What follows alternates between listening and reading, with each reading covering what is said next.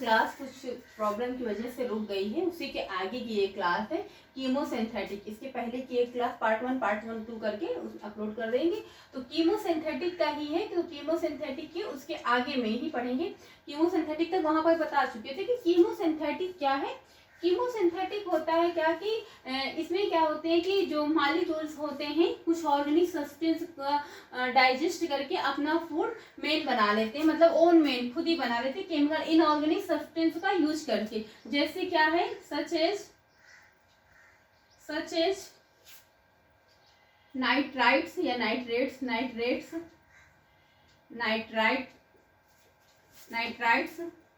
And ammonia. ये सब क्या है, इनऑर्गेनिक सब्सटेंस होते हैं, इनका यूज कर देते हैं। अमोनिया का यूज करते हैं एंड अमोनिया यूज एंड क्या करते हैं, इनका यूज करते हैं एंड और क्या करते हैं, एनर्जी रिलीज करते हैं एंड रिलीज करते हैं। और क्या रिलीज करते हैं, रिलीज्ड एनर्जी, रिलीज करते हैं एनर्जी दियर अपने एटीपी के प्रोडक्शन में, दियर एटीपी प्रोडक्शन, एटीपी के प्रोडक्शन में हेल्प करते हैं। किसमें, एटीपी के प्रोडक्शन में हेल्प करते हैं। तो इतना आप नोट कर लीजिए, इसके आगे फिर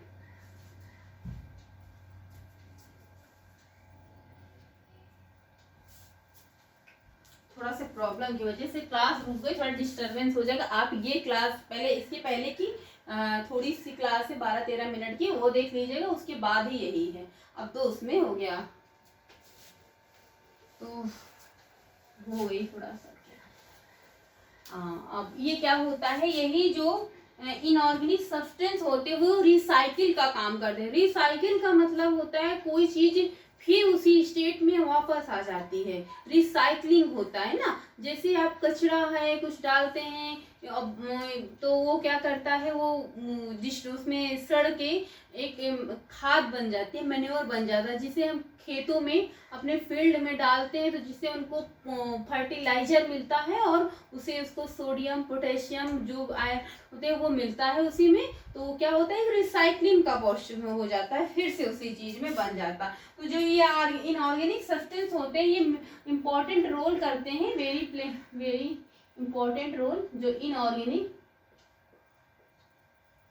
इनऑर्गेनिक सब्सटेंस क्या करते हैं, प्ले करते हैं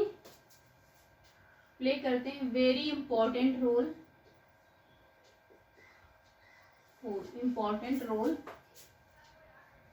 करते हैं। किसमें, important role recycling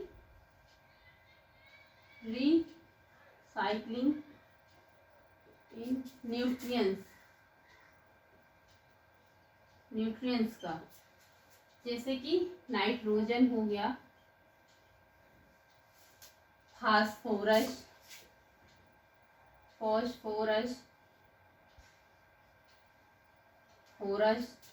iron, chlorine,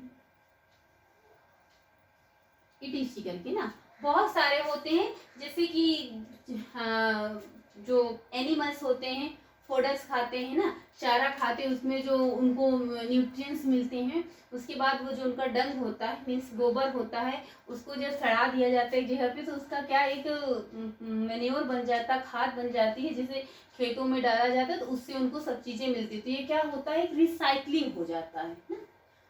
या फिर आप हरी सब्जियां हैं उनका जो छिलन निकलता है, सब्जियों का छिलका निकलता है, आप कचड़े में डाल देते हैं, उसको फिर खेत में डाल देते, सड़ जाता है, तो उससे क्या उसमें जो होता है रिसाइकलिंग होकर वो खेत को मिल जाता है। तो ये रिसाइकलिंग का प्रोसेस होता है। आगे हम पढ़ेंगे हेट्रोबैक्टीरिया। हेट्रोबैक्टीरिया का मतलब होता है वो जो दूसरे पे अपने फूड के लिए दूसरे पे डेड एंड डिकॉइंग मैटर पे डिपेंड करते हैं। हेट्रोबैक्टीरिया या हेट्रोट्रॉफिक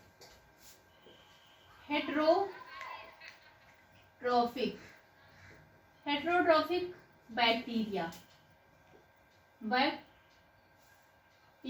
जैसे डिकम्पोजर क्या होते हैं, जो डेड एंड डिकेइंग मैटर होते हैं उससे अपना फूड डिपेंड करते हैं। डेड एंड डिकेइंग मैटर से, जो डेड एंड डिकेइंग मैटर होते हैं उससे अपना, तो हेट्रोटिस्ट क्या करते हैं, ये बैक्टीरिया क्या करते हैं, डिपेंड होते हैं, डिपेंड्स होते हैं डेड एंड डिकेइंग मैटर पर, डेड एंड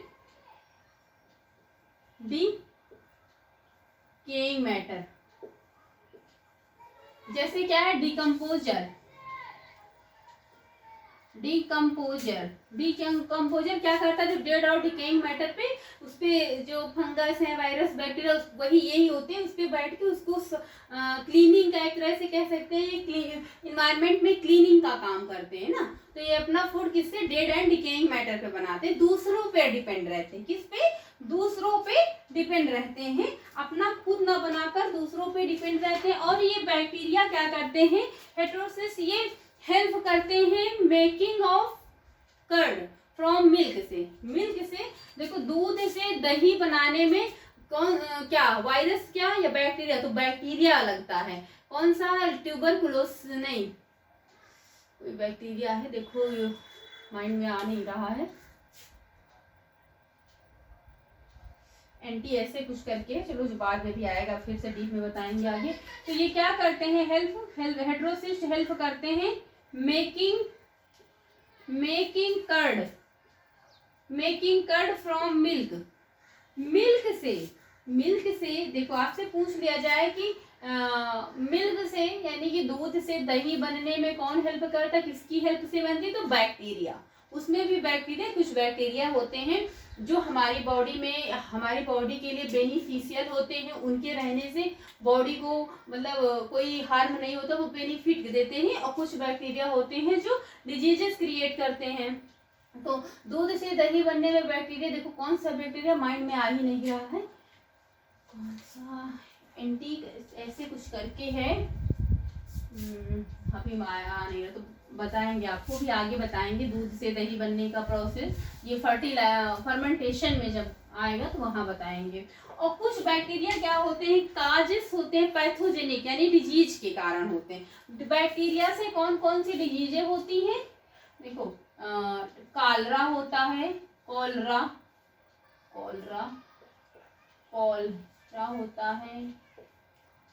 होता है, और टिटनस होता है, देखो टिटनस, कॉलरा, टिटनस। और ह्यूमन को भी जो इफेक्ट करते हैं, है ना, ह्यूमन बींग्स में ये किसको इफेक्ट करते हैं, ह्यूमन, क्रॉप को, प्लांट्स को एंड एनिमल्स को, प्लांट्स एंड एनिमल को इफेक्ट करते हैं बैक्टीरिया। बहुत सारे डिजीज जो प्लांट से होते हैं, ह्यूमन बीइंग में भी होते हैं, ह्यूमंस में होते हैं। और हाँ, कौन कौन सी डिजीजें होती हैं, तो अब ये लिखना है, कॉलरा, टिटनेस,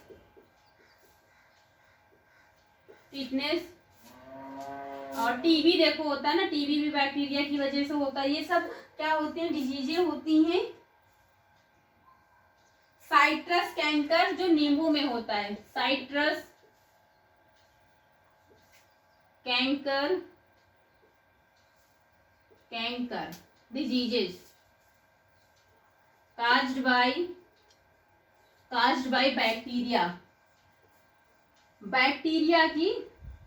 बैक्टीरिया की वजह से होती हैं। तो ये इफेक्ट डालता है, पैथोजेनिक होते हैं बैक्टीरिया, क्या होते हैं,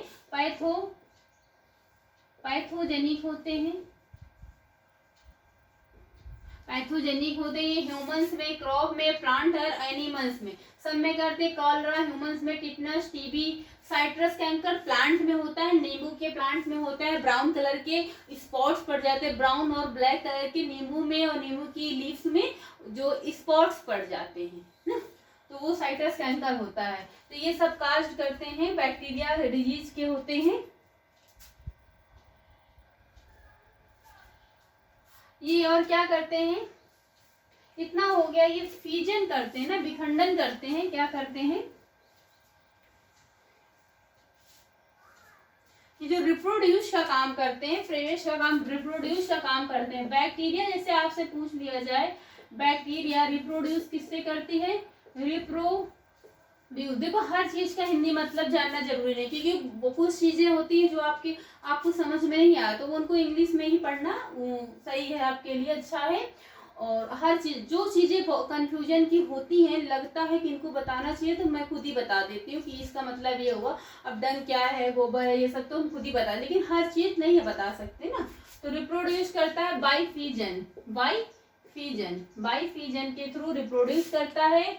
आगे हम पढ़ेंगे माइकोप्लाज्मा, माइकोप्लाज्मा पढ़ेंगे, इतना समझ में आ गया होगा। माइकोप्लाज्मा पढ़ेंगे, माइकोप्लाज्मा के बाद ये किंगडम मोनेरा जो है फिनिश्ड हो जाएगा। आगे हम किंगडम प्रोटिस्टा सेकेंड क्लास से पढ़ेंगे, आगे की क्लास से। तो माइकोप्लाज्म,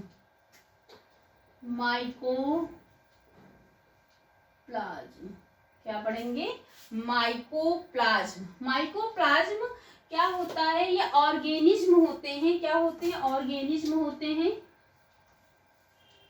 ऑर्गेनिज्म होते हैं। स्मॉल होते हैं, क्या होते हैं? स्मॉलेस्ट होते हैं। लिविंग सेल होते हैं, स्मॉलेस्ट लिविंग सेल्स होते हैं। लिविंग सेल्स के नाम से जानते हैं। और ये सर्वाइव करते हैं विदाउट ऑक्सीजन। माइकोप्लाज्म को सर्वाइव करने के लिए ऑक्सीजन की नीड नहीं होती है ना, तो आप ऐसे लिख सकते हैं सेकेंड लाइन से, they survive without oxygen,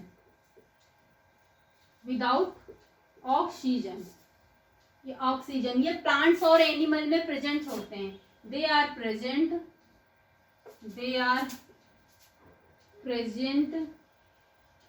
in plants and animal. ये पैथोजेनिक होते हैं प्लांट्स और एनिमल्स के लिए। ये प्लांट्स और एनिमल में प्रेजेंट भी होते हैं, और ये प्लांट्स और एनिमल में बहुत सारे डिजीज जो क्रिएट करते हैं। इनकी वजह से माइकोप्लाज्मा की वजह से माइकोप्लाज्मा है ना, माइकोप्लाज्मा की वजह से प्लांट्स और एनिमल में बहुत सारे डिजीजें होती हैं। तो ये क्या होते हैं? पैथोजेनिक होते हैं। पैथोजेनिक होते हैं। Pathogenic for plants and animals के लिए पैथोजेनिक होता है। मेन इसमें क्या है कि सर्वाइव करते हैं विदाउट ऑक्सीजन ना, किसके? विदाउट ऑक्सीजन के सर्वाइव करते हैं। स्मॉलेस्ट ऑर्गेनिज्म होते हैं, लिविंग सेल्स होते हैं, स्मॉलेस्ट लिविंग सेल्स होते हैं। They survive without oxygen, they are present in plants and animal. Pathogenic होते हैं फॉर प्लांट्स एंड एनिमल्स के लिए। इनके प्रेजेंस में बॉडी में एनिमल्स एंड प्लांट्स में बहुत सारे डिजीज जो क्रिएट होते हैं। तो इतना एक बार आप नोट कर लीजिए, देख लेते हैं।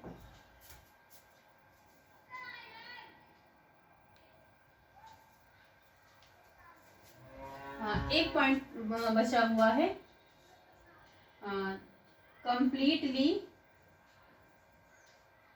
Completely lack cell wall.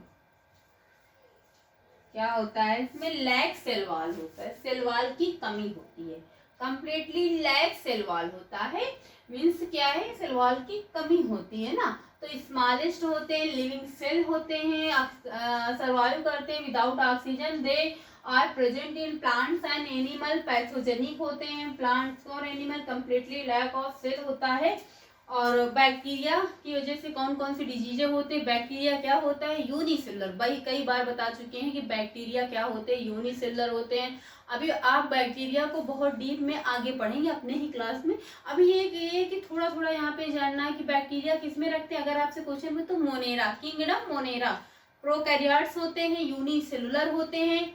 और इसमें कीमोसिंथेटिक ऑटोट्रॉफ्स का मतलब क्या होता है? बार ऑटोट्रॉफ्स का मतलब जो अपना फूड देमसेल्फ बना लेते हैं, ओन मेड कर लेते हैं बाई फोटोसिंथेसिस के थ्रू, प्रोसेस फोटोसिंथेसिस के थ्रू।